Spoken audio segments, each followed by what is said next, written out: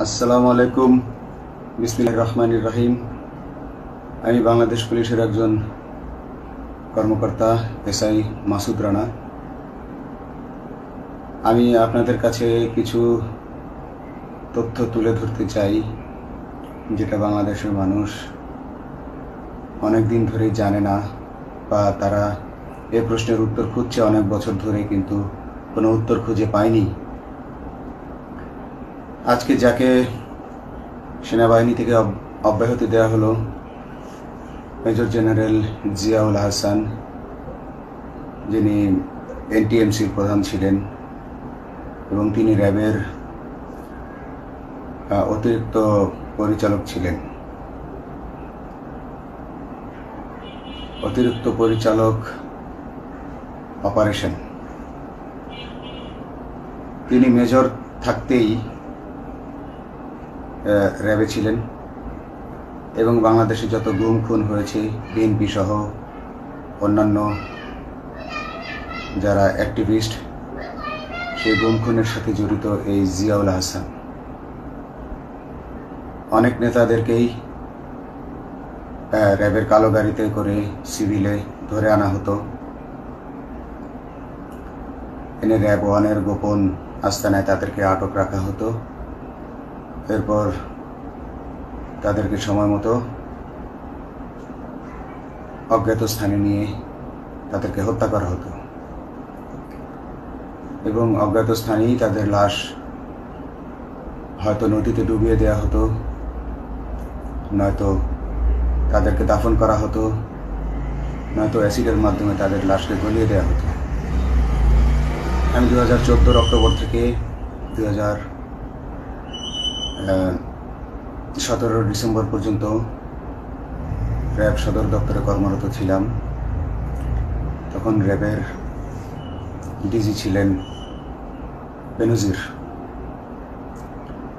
যিনি আজকে দেশের হাজার হাজার কোটি টাকা চুরি করে, পুলিশের হাজার হাজার কোটি টাকা চুরি করে পালিয়ে গেছেন বিদেশে। তো আমি দেখেছি অনেক মানুষকে কিভাবে অন্যায়ভাবে গ্রেফতার করে নিয়ে গুম করে রাখা হতো। আমি রিসেপশনে ডিউটি করতাম। গুম হয়ে যাওয়া মানুষের স্বজনেরা আমার কাছে আসতো, কিন্তু আমাদেরকে কঠোর নজরদারিতে রাখা হতো। সিসি ক্যামেরার আওতায় ছিলাম, তাদের সাথে আমরা ওভাবে কথা বলতে পারতাম না। তাদেরকে কোনো তথ্য দেওয়া নিষেধ ছিল আমাদের জন্য। কিন্তু তাদের স্বজনরা আসলে এসে যখন এখানে কান্না করতো, আমি নিজেকে ধরে রাখতে পারিনি। আমি অনেকের স্বজনকেই তাদের স্বজনের, গুম হয়ে যাওয়া স্বজনের পরিণতির কথা জানিয়ে দিতাম। বিশেষ করে যাদেরকে মেরে ফেলা হতো, খুন করা হতো, তাদেরকে আমি খারাপ সংবাদটা দিতাম না।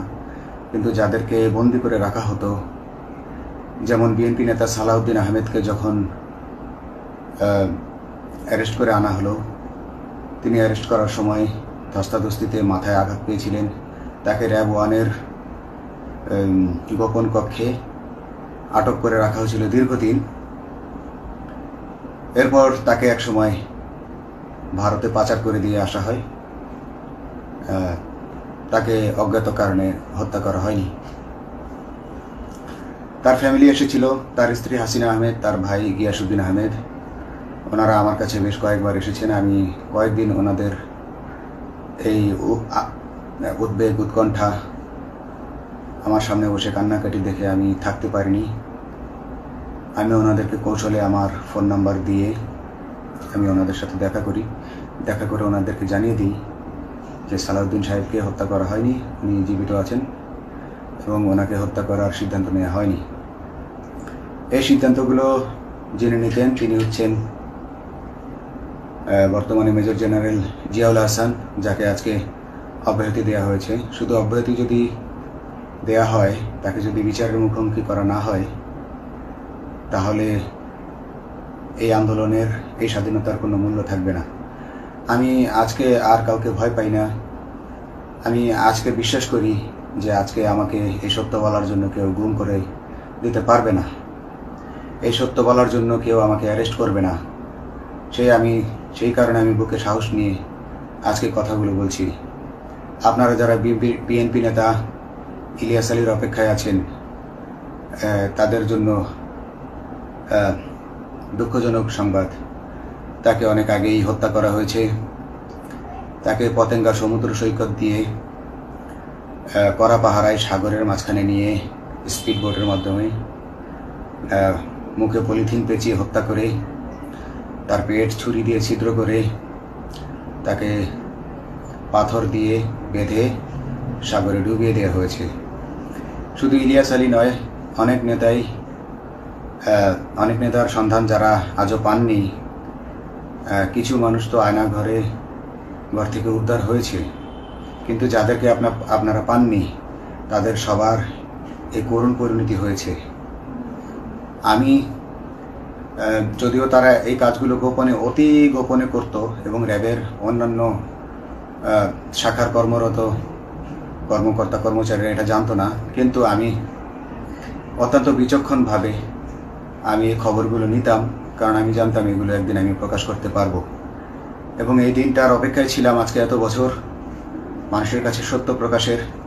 বাংলাদেশের মানুষ জানুক যে কারা খুনি, কারা এত মানুষকে খুন করেছে, এই দেশ থেকে এই দেশে ত্রাসের রাজত্ব কায়েম করেছে।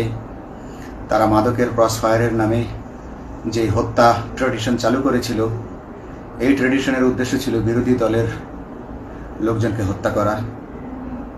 কারণ পুলিশ এবং সেনাবাহিনীর অনেকেই মানুষ হত্যা করতে ভয় পেত, তারা এটাতে অভ্যস্ত ছিল না।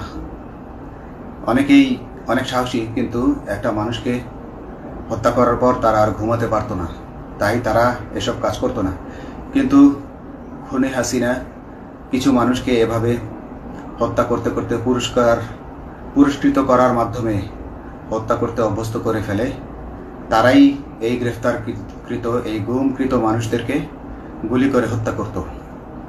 এবং তারা এতটাই নিষ্ঠুর যে তারা এক একজন কয়েক শত করে হত্যা করেছে। এবং এই মানুষগুলোর সংখ্যা বেশি নয়, কারণ সবাই লাশ দেখতে পারে না।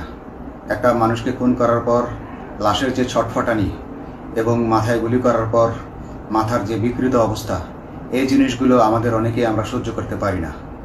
তাই আমাদের মধ্য থেকে কিছু হায়নাকে বেছে নিয়ে তারা একটা টিম গঠন করে, তাদেরকে র্যাব সদর দপ্তরে বেনজির আহমেদ প্রতি মাসে পুরস্কার দিতে ডাকতেন। এবং প্রত্যেকটা র্যাবের বিভিন্ন শাখায় এরকম দু একজন রাক্ষস ছিল যারা মানুষকে শুট করত, গুলি করত, হত্যা করত এবং গুম করত। তারা এখনো আছে। তাদেরকে আমি নতুন সরকারের কাছে দাবি জানাবো, তাদেরকে বের করতে হবে, তাদেরকে বিচারের আওতায় আনতে হবে। না হলে এত শহীদের বিনিময়ে যে ফ্যাসিবাদ থেকে, যে স্বৈর শাসন, যে খুনি হাসিনার হাত থেকে আমরা মুক্তি পেয়েছি, সে মুক্তির প্রকৃত মূল্য আমরা পাবো না, প্রকৃত স্বাদ আমরা পাবো না। এই খুনিদেরকে বের করতে হবে, এই খুনিদেরকে বের করে আইনের আওতায় আনতে হবে। বাংলাদেশ পুলিশ কখনোই গুলি করতে অভ্যস্ত ছিল না। আপনারা জানেন একসময় পুলিশ যে গুলি করতো না, এটা নিয়ে অনেক ব্যঙ্গচিত্র ছাপা হতো পত্রিকাগুলোতে, যে গুলি না করতে গুলি খেলনার বন্দুকে পরিণত হয়েছে। তো কিন্তু সেই পুলিশকে